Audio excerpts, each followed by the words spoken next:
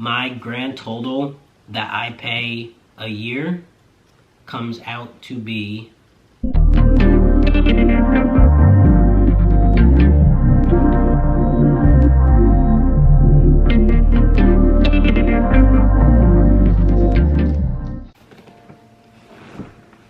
What is up, guys? Welcome back to another video.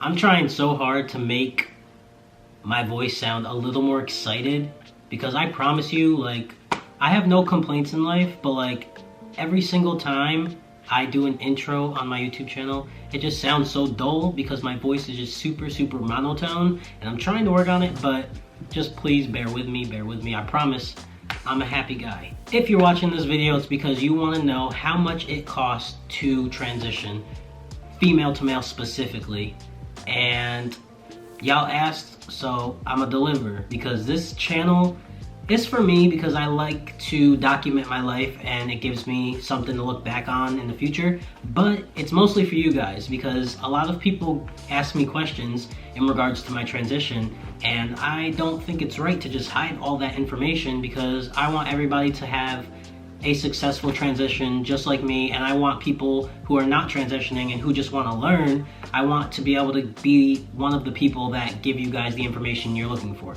So before we hop into it, my name's Kyle, aka Prince Kyle, don't forget it, and I have an Instagram as well as a TikTok where I share my female to male transition as well as give tips to anybody that wants to hear about it. I'm going to be speaking very specific to my personal transition and the steps that I took to follow through with that, and also mine is specific to people who have insurance.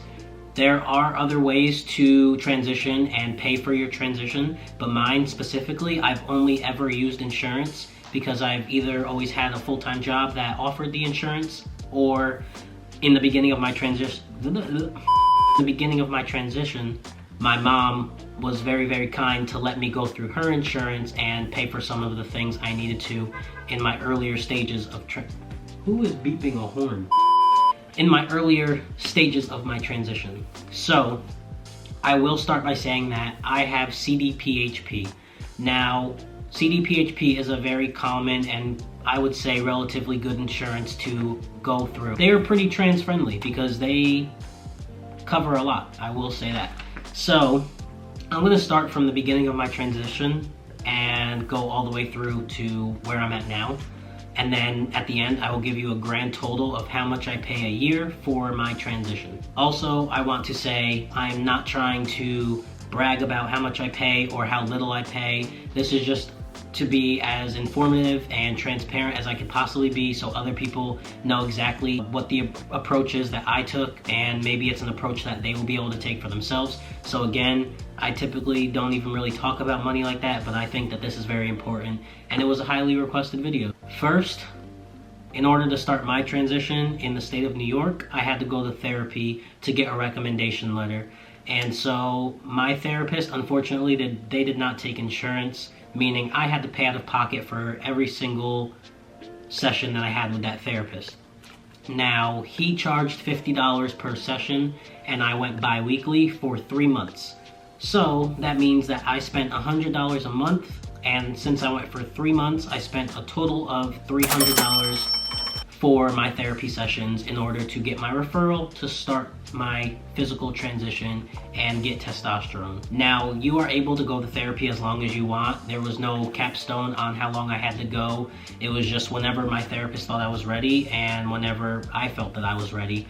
And personally, I'm not big on therapy too much, so I really only went the bare minimum. I was just like, bro, just give me my recommendation letter. Like, you're an awesome guy, I love talking to you, but like, I'm only here to get my letter and I'm ready to go. So I only had to go for 3 months, and once that was done, that was done. So $300 out of sight, out of mind, done. Now the next step was going to the endocrinologist. So the first visit was $30 because there was a copay. Now, an endocrinologist is considered a specialist doctor, so the copay is a little higher than it would be for a regular doctor's visit. So that is why I had to pay $30 for my initial visit. And then after that visit, I had to go to the endocrinologist every 3 months, the first year starting testosterone. because they needed to make sure that my levels were good and if any adjustments needed to be made. But after that first year, I only had to go to the endocrinologist once a year to just make sure that everything was good and dandy. So once a year, I pay $30 for my endocrinologist visits. Next, we have my testosterone, probably the one question that everybody has. Where is it? Ooh. The testosterone. Now, I'm not gonna say the milligrams or the milliliters just because of safety reasons. I just don't want anyone who may be getting testosterone under the table or illegally and then using my dosage as reference for what they think they should be using, because everybody's dose is different. But I will say I only have to refill this once every 3 months, and the amount of money that I pay for my testosterone is $0. I know you guys are probably like, $0? Are you serious? Yes, $0 is how much I pay for this every 3 months. So I just go to my pharmacist and say, hey, I need a refill, and they give it to me for free. The other thing I have to get from my pharmacy are needles.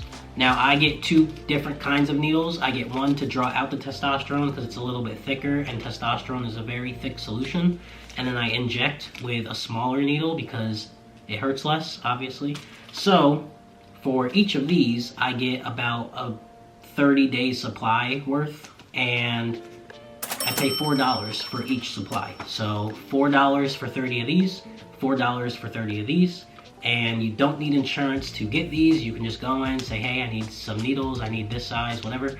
And so a grand total of $8. So when I go to the pharmacy, I get my testosterone and I get my needles, and between the both of those, I pay $8. Lastly, for me, I have only ever had one surgery in regards to my transition, and that was top surgery. And for my top surgery, for the consultation, again, the consultation for my top surgery at a plastic surgery group in Albany, the copay was $30 again. And then the day of surgery, typically, top surgery can range anywhere between $3,000 and $7,000 if you do not have insurance. But because I had insurance, this is a question I get all the time, and I paid $60 for my top surgery. Again, you're probably wondering how it was so cheap. It was because I had insurance, and it covered the entire surgery. The only thing I paid for, I think, was one of the medications that they gave me while I was under the knife, and then again the $30 copay because it was considered a specialist. So I paid a whopping $60 for my top surgery. I haven't had bottom surgery yet, and I haven't had a hysterectomy yet, but for my hysterectomy I have talked to my doctor, and they did say again that it would be covered. And then bottom surgery, I'm pretty sure I would have to pay some type of fee because bottom surgery is a lot more than a top surgery would be, but I don't know specifically, and I don't plan on having bottom surgery anytime soon. So where I'm at with my transition, my grand total that I pay a year comes out to be $38 a year for my transition to maintain where I'm at right now, because therapy was just a one-time thing in the first year, and then going to the endocrinologist 3 times, or going to the endocrinologist every 3 months for the first year. I don't do that anymore. I just go 1 time a year, and then just to keep up with my testosterone, I just pay the $8. So in total, about $38.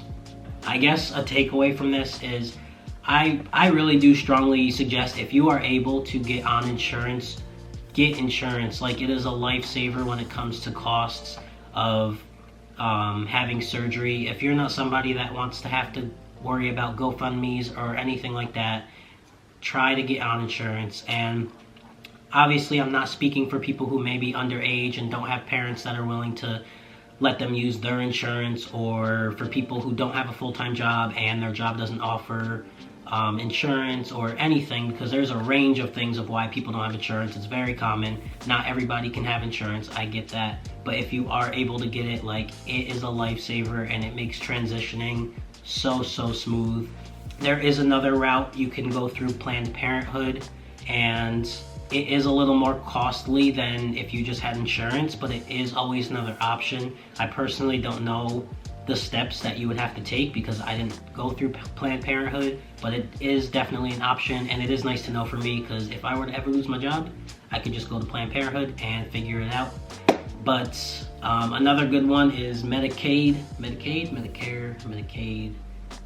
I always get the two mixed up, but I'm pretty sure it's Medicaid, where it's similar to, again, insurance like what I have. And I have a buddy that's on Medicaid, and he pays $1 for his testosterone. So again, very, very cheap, just like my cdphp. So if I could recommend anything, insurance. It can go a long way. It can save you a lot of money in the long run, and it's gotten me this far in my transition. So I hope this helped anyone that did have questions about how much I pay for my transition. And again, it's gonna vary for everybody because not everybody wants top surgery, not everybody wants bottom surgery. Some people want every single step, some people only want partial steps, so costs are gonna be extremely different for everyone. But if you're someone like me who just wants top surgery, content with not having bottom surgery just yet, may have a hysterectomy, is on testosterone and plans on being it for the rest of their life, then with insurance, you are looking at similar costs to what I got right now. And to me, I would say that it's definitely a very reasonable price for being able to be who you want to be in life. So I hope you guys enjoyed this video though. And as always, I'll catch you guys in the next one. Peace.